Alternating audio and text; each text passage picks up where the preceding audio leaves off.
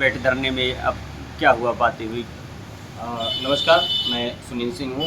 Sunil computer photocopy करके हमारा दुकान है फोटोकॉपी का। लगभग पिछले 25 सालों से मैं ये काम कर रहा हूँ और इस कार्यालय का भी लगभग मैं 25 सालों से ही काम कर रहा हूँ। और कभी भी ऐसी समस्या नहीं आई कि हमको भुगतान को लेके धरने पे बैठना पड़े या ऐसा कुछ करना पड़े, कभी नहीं आया। लेकिन पिछले 2 सालों से मैं बहुत ज़्यादा अपने भुगतान को लेके पीड़ित हूँ, है ना। आर्थिक रूप से पीड़ित हूँ, इसलिए मानसिक रूप से भी आदमी पीड़ित होता है। और जब बाज़ार के लोगों की देनदारी नहीं दे पाता, अपने बच्चों के, जो हमारे बच्चे हमारे यहाँ सहयोगी हैं, काम करते हैं, उनके पैसे नहीं दे पाते तो हमें दुःख लगता है ना। बिजली का बिल नहीं दे पाते समय से, क्योंकि पैसा समय से हमको नहीं मिलता। दुकान का किराया नहीं दे पाते तो रोज़ मकान मालिक हमें कहते हैं, क्या करते हो तुम। इस तरह से हम प्रताड़ना का शिकार हो रहे हैं पिछले लगभग 2 सालों से। और मजबूरी में आज हमको आके यहाँ अनशन बैठना पड़ा। और हुआ क्या इसमें कि जब से माननीय संजय पांडे जी आए हैं यहाँ 2 सालों से, तब से ही मैं ये परेशान हूँ। इसके पहले कभी भी हमको ऐसा नहीं हुआ। क्या समस्या क्या जा रही थी?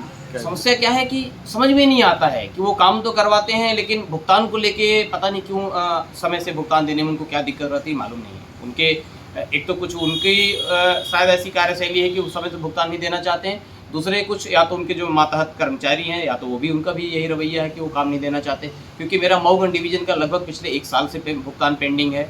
रीवा डिवीज़न का लगभग 5 महीने से भुगतान पेंडिंग है।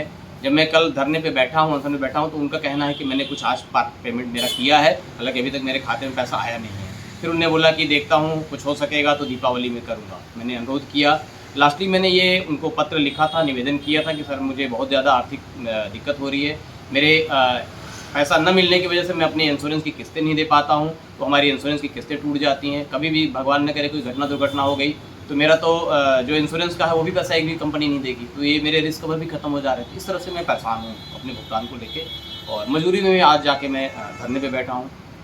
हालांकि हमें बहुत सारे लोगों ने मना किया कि देखो, धरने पे बैठने से या कुछ भी करने से कुछ नहीं होगा, क्योंकि ऐसा कहते हैं लोग कि माननीय संजय पांडे जी बहुत पहुँचे हुए अधिकारी हैं, बहुत ज़्यादा उनकी ऊपर तक पहुँच है, उनका कोई कुछ बिगाड़ नहीं सकता। क्योंकि अभी थोड़े दिन पहले देखा गया था कि लोगों ने सैकड़ों करोड़, हज़ारों करोड़ का, मतलब बहुत सारे भ्रष्टाचार में उनका नाम लिया गया, लेकिन कोई उनको कुछ नहीं हुआ, क्लीन चिट हो गई।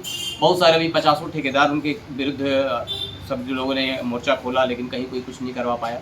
तो मुझे भी लोग यही मना कर रहे थे कि तुम कुछ न करो, देखो तुमको ऑफिस का काम करना है, उनसे सामंजस्य बना के रहो, डर के रहो। लेकिन मैं क्या करूँ, मैं भी डर के तो रह ही रहा हूँ, लेकिन जब परेशान हो गया कि 1 साल से पैसा नहीं मिलेगा, 5 महीने से पैसा नहीं मिलेगा, तो कैसे जीविका चलेगी। तो आज मुझे मजबूरन में जाके कल मुझे धरना प्रदर्शन में बैठना पड़ा था, अनशन में बैठना पड़ा था। धरने सब उठ गए हैं, क्या आश्वासन मिला था आपको? उन्होंने बोला कि आज मैं तुम्हारा कुछ पेमेंट कर दिया हूँ और इसलिए तुम अभी अनशन से उठ जाओ, और बाकी भुगतान भी मैं प्रयास करूँगा कि दीपावली तक में दूंगा, ऐसा उन्होंने आश्वासन दिया।